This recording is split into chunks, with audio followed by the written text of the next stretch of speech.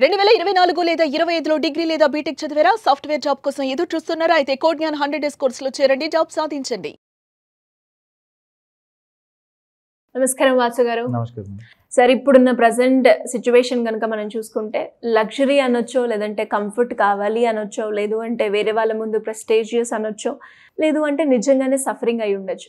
ఇలా కారణం ఏదైనా కానీ చాలా మంది అప్పుల్లోకి వెళ్ళిపోవడం మనం చూస్తూ ఉన్నాం. కరెక్ట్. ఎలా బయటికి రావాలో తెలియని సిచ్యువేషన్లో ఉన్న వాళ్ళకి అప్పుల నుంచి బయటపడే మార్గం ఏమైనా ఉందంటారా? దీనికి చాలా మార్గాలు ఉన్నాయి. యాక్చువల్గా నేను ఒక ప్రోగ్రామ్ క్రియేట్ చేశా, లోన్ ఫ్రీ లైఫ్ అనేది. అంటే లోన్స్ అండ్ క్రెడిట్ కార్డ్స్ లేకుండా లైఫ్ని ఎలా లీడ్ చేయొచ్చు అనేది ఈ ప్రోగ్రామ్. బట్ బిఫోర్ దట్ మనము ఫస్ట్ అండర్స్టాండ్ చేసుకోవాల్సింది ఏంటంటే ఎందుకు మనం అప్పులు తీసుకుంటున్నాం. సో దీనికి ఒక మెయిన్ రీజన్ ఏంటంటే మన మెంటాలిటీ. స్ట్రాంగ్ మెంటాలిటీ ఉందా, వీక్ మెంటాలిటీ ఉందా? సో స్ట్రాంగ్ మెంటాలిటీ ఉంటే కనుక లోన్స్ లేదంటే ఈఎంఐలకి వెళ్ళాలనుకున్నప్పుడు కొంచెం ఆలోచిస్తూ ఉంటాము. అంటే అసలు లోన్స్ ఎందుకు తీసుకుంటారు అంటే మామూలుగా ఫ్లిప్కార్ట్ కానీ అమెజాన్లో కానీ ఆఫర్స్ వస్తూ ఉంటాయి. ఫ్రిడ్జ్ ఎందుకు వచ్చేస్తుంది, లేదంటే ఫోన్ ఎందుకు వస్తుంది, హై ఆఫర్స్, 50% డిస్కౌంట్, 40% డిస్కౌంట్. ఇప్పుడు వీక్ మెంటాలిటీ ఉంటే ఇవి అన్నిటికి అట్రాక్ట్ అయిపోయి మనం తీసేసుకుంటాం. అదే స్ట్రాంగ్ మెంటాలిటీ ఉంటే కొంచెం హోల్డ్ చేస్తాం. ఇప్పుడు నాకు ఫోన్ అవసరం లేదు, నేను ఇప్పుడు ఆల్రెడీ ఒక ఫోన్ ఉంది, నేను 2 years తర్వాత చేంజ్ చేస్తాను, లేదంటే 3 years తర్వాత చేంజ్ చేస్తా, ఆ మెంటాలిటీ ఉంటుంది. అదే వీక్గా ఉంటే నేను ఎవ్రీ ఇయర్ చేంజ్ చేసేస్తా. Even same applicable to bikes కానీ లేదంటే కార్స్ కానీ. ఇది ఒక కైండ్ ఆఫ్ అ పీపుల్.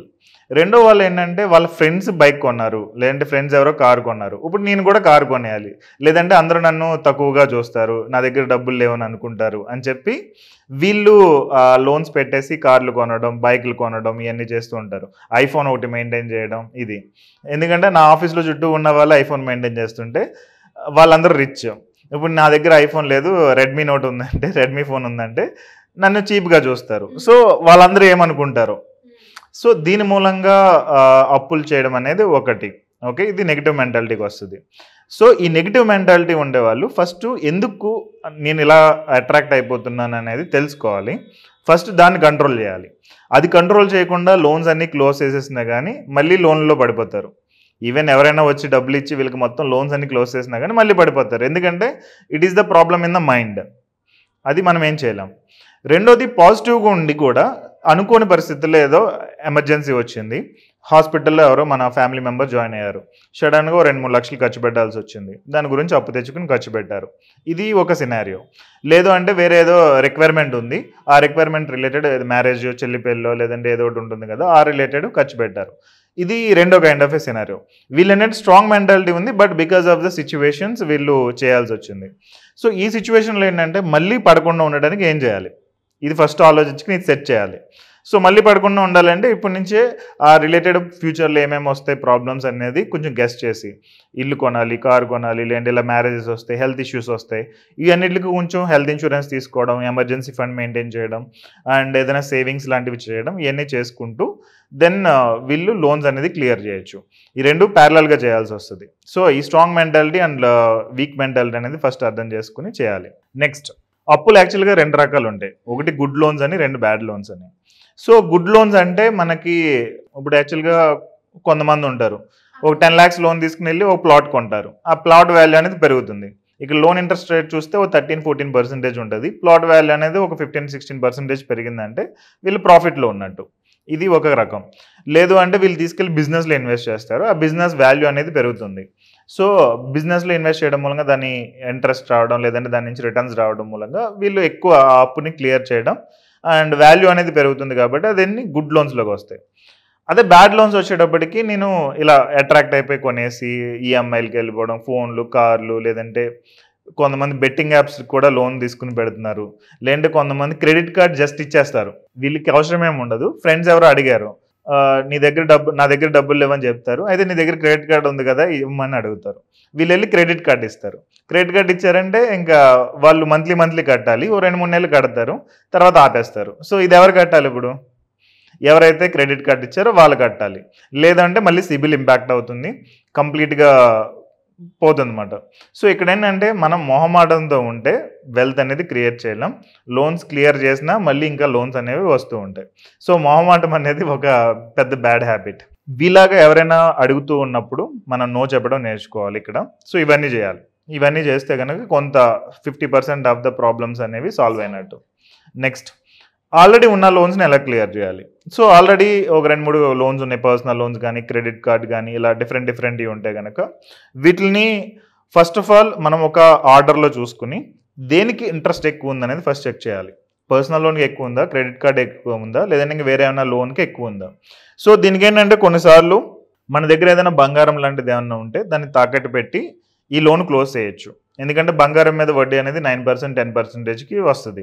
ఈ క్రెడిట్ కార్డ్ ఇంట్రెస్ట్ రేట్ అనేది లేదంటే పర్సనల్ లోన్ ఇంట్రెస్ట్ రేట్ అనేది 18% ఉందనుకోండి. దీన్ని తాకట్టు పెట్టి ఇది క్లోజ్ చేస్తే మనకి ఫస్ట్ వడ్డీ తగ్గుతుంది. సో దట్ కొంచెం ఫాస్ట్గా క్లోజ్ చేసుకోవచ్చు. కొన్నిసార్లు ఏంటంటే ప్లాట్లు కానీ ఒక ఇల్లు కానీ ఏదైనా ఉంటుంది, ఈవెన్ దాన్ని కూడా తాకట్టు పెట్టి వచ్చి దీనికి పే చేయొచ్చు. అప్పుడు కూడా ఇంట్రెస్ట్ 9%, 10% అలా ఉంటుంది. కొంతమందికి ఏంటంటే ఎల్ఐసి పాలసీస్ ఉంటాయి, ఎల్ఐసి కానీ ఇన్సూరెన్స్ ప్లాన్స్ కానీ ఉంటాయి. వాటిని పెట్టి కూడా మనం లోన్ తెచ్చుకోవచ్చు. ఇంకా మ్యూచువల్ ఫండ్స్ అండ్ స్టాక్స్ ఉంటే కనుక దాన్ని పెట్టి కూడా మనం లోన్ తెచ్చుకోవచ్చు. లోన్ అగైన్స్ సెక్యూరిటీ అంటారు. సో దానిలో కూడా 50% ఆఫ్ ది అమౌంట్ వస్తుంది. అంటే మీ దగ్గర ఒక 10 lakhs ఆఫ్ మ్యూచువల్ ఫండ్స్ ఉన్నాయి, లేదంటే ఒక 10 lakhs ఆఫ్ స్టాక్స్ ఉన్నాయంటే దానిలో 50% అంటే 5 లక్షల దాకా మనకు లోన్ వస్తుంది. సో ఈ అసెట్స్ని పెట్టి లోన్ తెచ్చుకుని క్లియర్ చేయడం అనేది one of the option. So ఇది కొంచెం బెటర్గా క్లోజ్ చేసుకోవచ్చు. నాకు ఇంక ఇవేమీ లేవు, అసలు నాకు ఏ సేవింగ్స్ లేవు, ఏ ఇన్వెస్ట్మెంట్స్ లేవు అనుకుంటే కొన్నిసార్లు పిఎఫ్ డబ్బులు వస్తాయి. పిఎఫ్ అనేది ఆటోమేటిక్గా కట్ చేస్తూ ఉంటారు కాబట్టి ఆ పిఎఫ్ డబ్బులతోటి మనం విత్డ్రా చేసి కొంచెం రిక్వైర్మెంట్ పెట్టుకుని విత్డ్రా చేసి కట్టచ్చు. అది ఒకటి.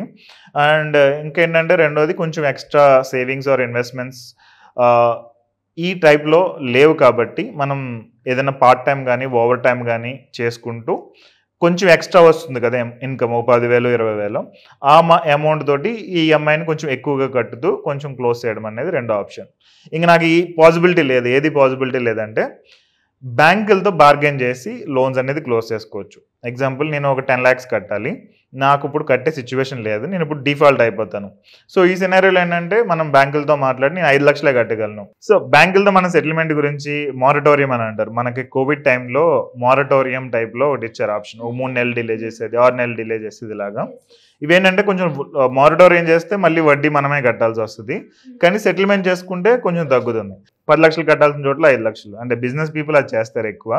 మీరు రీసెంట్గా చూస్తే Anil Ambani I think 9,000 crores ఎంత కట్టాలి, ఈ కైండ్ ఆఫ్ సెటిల్మెంట్కి వెళ్తే 500 కోట్లు కట్టాల్సి వచ్చింది. అంటే లెస్ దెన్ 1% ఏదో క్యాలిక్యులేషన్ ఉంది దానికి. సో ఆ టైప్లో బిజినెస్ పీపుల్ ఎక్కువ చేస్తుంటారు. బట్ మన వాళ్ళు చేసిన వేస్ట్ అది. ఎందుకంటే 5 లక్షల దగ్గర 10 లక్షల దగ్గర చేసినా కానీ అది మళ్ళీ మన సిబిల్లో రిఫ్లెక్ట్ అవుతుంది. సో సిబిల్ అనేది ఇంపాక్ట్ అవుతుంది, నెగిటివ్గా కనిపిస్తుంది, సెటిల్డ్ అని పడుతుంది. మళ్ళీ దాని నుంచి బయటకు వచ్చి ప్రాపర్గా చేయడానికి ఒక 5 to 7 years టైం పడుతుంది. బట్ స్టిల్ ఇంకా నాకు ఏ ఆప్షన్ లేదని అనుకున్నప్పుడు అలా సెటిల్మెంట్కి వెళ్ళి లోన్స్ క్లియర్ చేసుకోవడం అనేది బెస్ట్ ఆప్షన్. బట్ దానికి ఇంకా లీగల్గా ఇవన్నీ ఫేస్ చేయాల్సి వస్తుంది. సో ఇవన్నీ హ్యాండిల్ చేయగలిగితే that's another option to close the loans. Nice sir, thank you so much. Welcome అండి. సుమన్ టీవీలో మీ పర్సనల్ అండ్ బిజినెస్ ప్రమోషన్స్ కోసం కింది నెంబర్కి కాంటాక్ట్ చేయండి.